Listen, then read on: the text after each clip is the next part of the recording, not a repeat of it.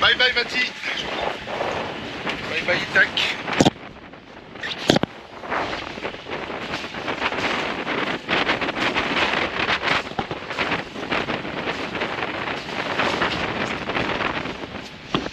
Un démarrage un peu sport puisque bien entendu le vent se lève. Il est 15 h.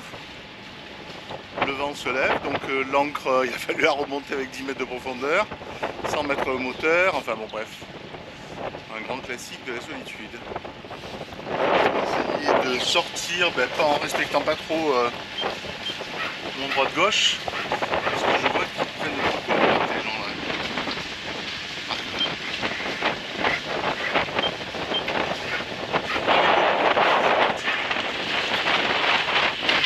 20 000 à faire, donc très rapide après. Je suis un peu troublé parce que toutes les prévisions météo, tous les grids que je recharge me disent 0 vent, 0. Et me prévoit que je dois aller à ma destination que au moteur, tellement le vent est inférieur à 4 nœuds.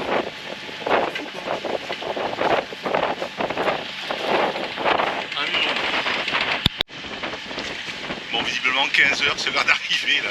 Là, il y en a 2 qui sont passés, 3, 4, 5, 6, 7, 8, 9, 10. 10 d'un coup, un groupe de 10 bateaux qui rentrent en même temps dans le coulé.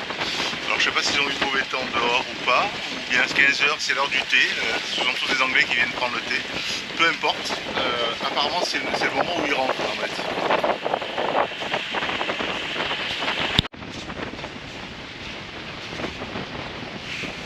Impressionnant hein, la sortie, alors c'est l'heure hein, à laquelle là c'est la sortie de Vati.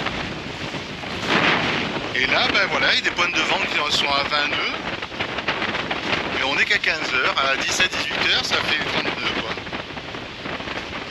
Impressionnant. Je sais pas ce qui se passe dans ce coulé juste là. Et toutes les prévisions donnent 3-4 nœuds de vent quoi, pas plus. Et ça fait 4 jours que c'est comme ça, 4 jours qu'il y a du vent à faire comme faire, ici.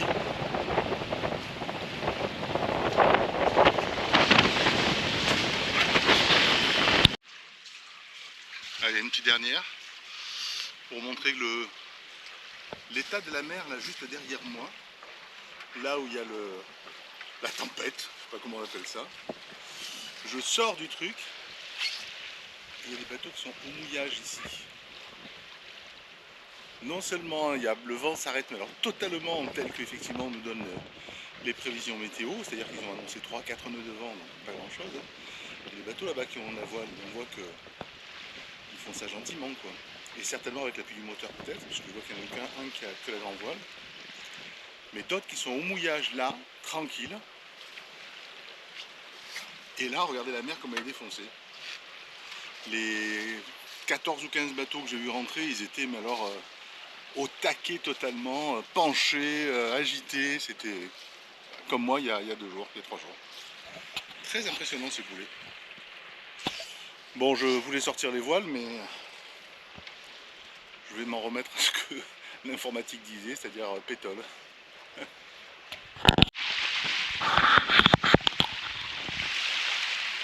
Voilà, Poros, c'est une ville-étape qui a un port, apparemment où je peux refaire de l'eau. Il n'y aura pas d'électricité, mais je m'en fiche puisque mes panneaux fonctionnent relativement bien. J'ai choisi cette étape-là parce qu'elle est à 20 000 de Itac. Et ça va me permettre demain de faire encore une petite étape pour aller sur l'autre île qui s'appelle Xante, je crois. Et dans 2 jours après, j'arriverai donc au pied de Olympie. Le problème de ce port, c'est que apparemment il n'y a personne et il faut s'amarrer le long du quai. Certains parlent de catway, donc je ne sais pas si c'est un quai ou si c'est un catway. Donc je suis un peu impatient de voir un petit peu comment ça se passait. Sinon, comme d'habitude, aucun vent, rien. Des petites rafales de temps en temps qui venaient de face, mais c'est tout. Donc j'ai monté 3 fois la voile, j'ai redescendu 3 fois la voile. C'est bien, ça fait l'exercice, mais ça ne fait pas avancer le bateau. Bon, il faut quand même pas se plaindre. C'est quand même un paysage extraordinaire.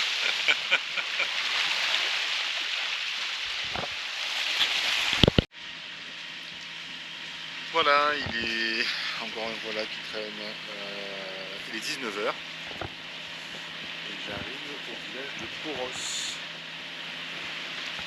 Je vous dis, je fais un petit peu sur l'expectative de ce que je vais trouver dans le port de Poros. Alors, aux dernières nouvelles, il y a un catway, donc je pourrais me mettre de long. En Grèce, c'est toujours on met l'encre au milieu et on recule, et moi je ne peux pas mettre l'encre et reculer en même temps. Donc quand il y a un catway, ça me va tout à fait. C'est un petit peu rigolo seul de se mettre à couple d'un catway, de descendre, et d'amarrer son bateau, mais je préfère ça à essayer de mettre une ancre tout seul. Bon, c'est pas si vilain que ça. Tout le monde a dit que c'était une étape nécessaire pour ceux qui ne voulaient pas faire des grands trucs pour aller au sud et que ça n'avait aucun charme. Bon, c'est pas top, mais c'est pas bien quoi, comme village, je trouve. J'ai hâte de voir un petit peu ce que ça va donner à l'intérieur de la ville.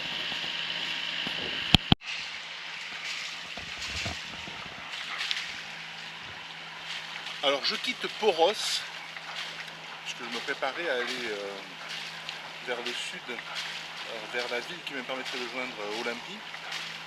Et puis finalement je vais en plein nord, totalement l'opposé, parce que a priori j'aurais trouvé quelqu'un qui serait à même de me mettre la télécommande qui me permettrait de jeter l'ancre à partir du poste de barre. Chose indispensable, puisque sans ça, je ne peux pas aller dans 80% des ports.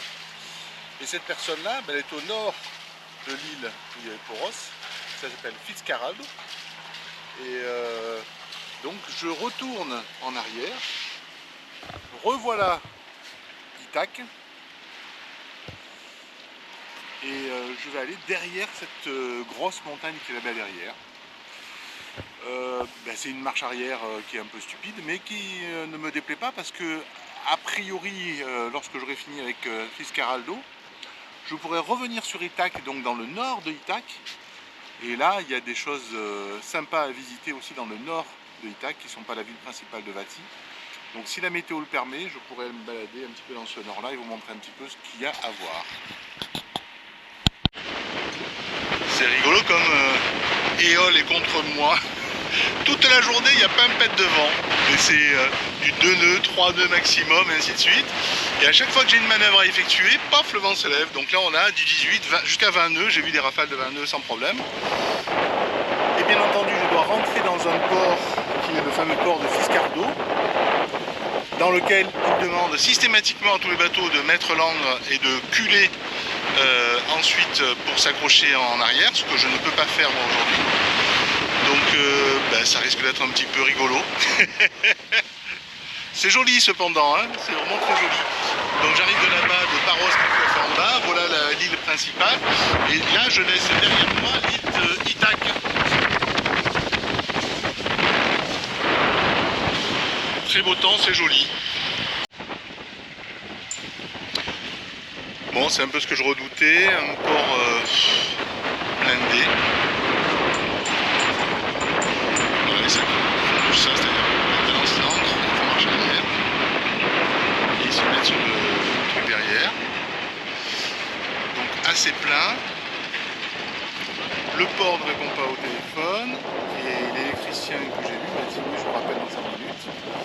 On va voir ce qu'il va me proposer. Et visiblement, là, il n'y a pas de port.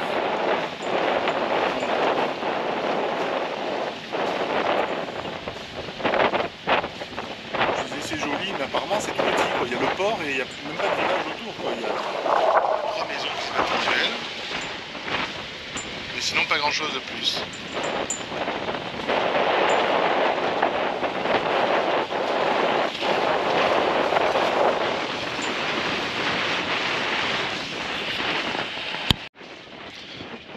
Si je ne me suis pas fait avoir, pas de nouvelles d'Alexandre que je viens d'avoir au téléphone qui m'a dit je rappelle dans 6 minutes.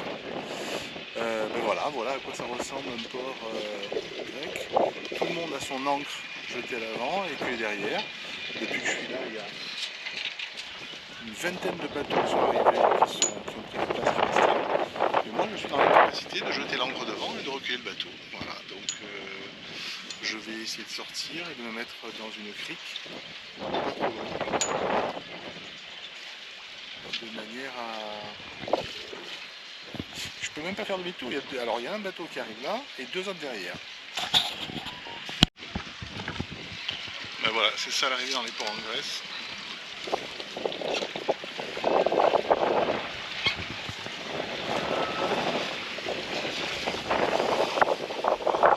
Si vous voyez la voiture, il fait 3 fois qu'il tourne devant moi, mais il arrive à s'enculer là-bas parce que le vent le brabarde et ils sont 17 heures. Les katas qui sont là-bas, à une place de disponible, ils sont 5 katas. Donc c'est pratiquement impossible pour moi de faire quoi que ce soit. Je vais essayer de voir si je peux pas jeter l'ancre un petit peu là-bas. Parce que même ça, je ne peux pas le faire, c'est-à-dire jeter l'ancre devant et puis me mettre à cul de rocher, seul c'est impossible pratiquement à faire. Il faut que je jette l'ancre loin, et je vais avoir 20 mètres de profondeur, quoi. Ça me ferait chier d'avoir fait une journée pour monter ici et de ne pas réussir à avoir le bonhomme. Vraiment.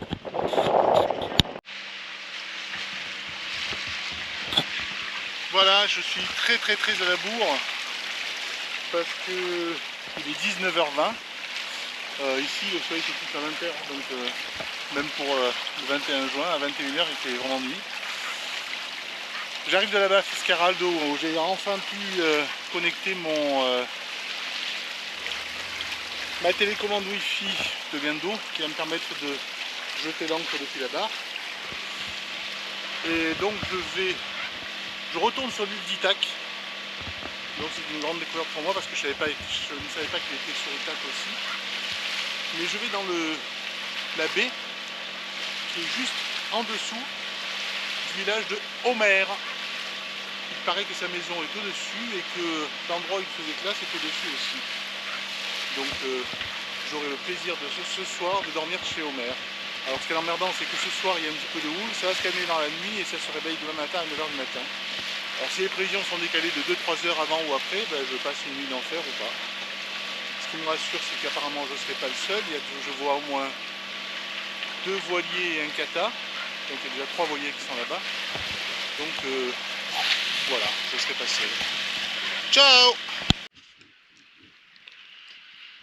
Voilà. Encore un voilà.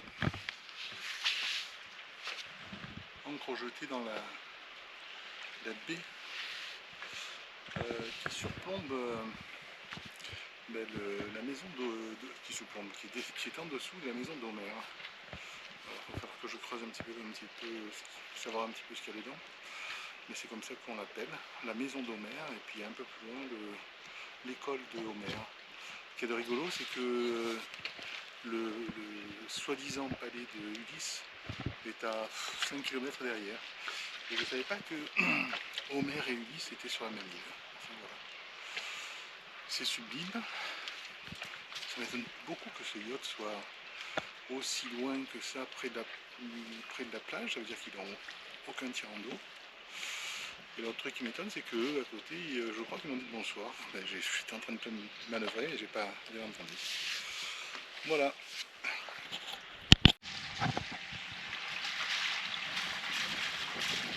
Départ au petit matin de la baie qui jouxte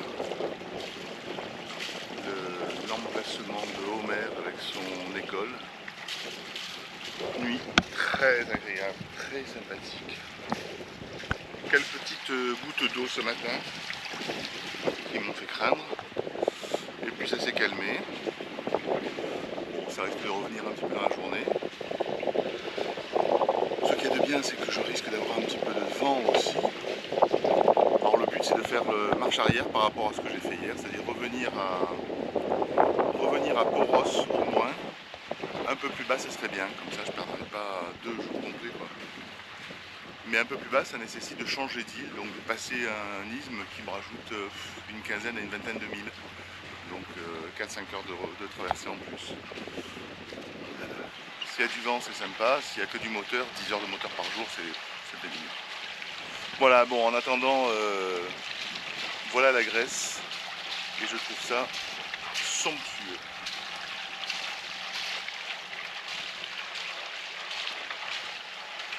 Le soleil qui sort, c'est pas top ça.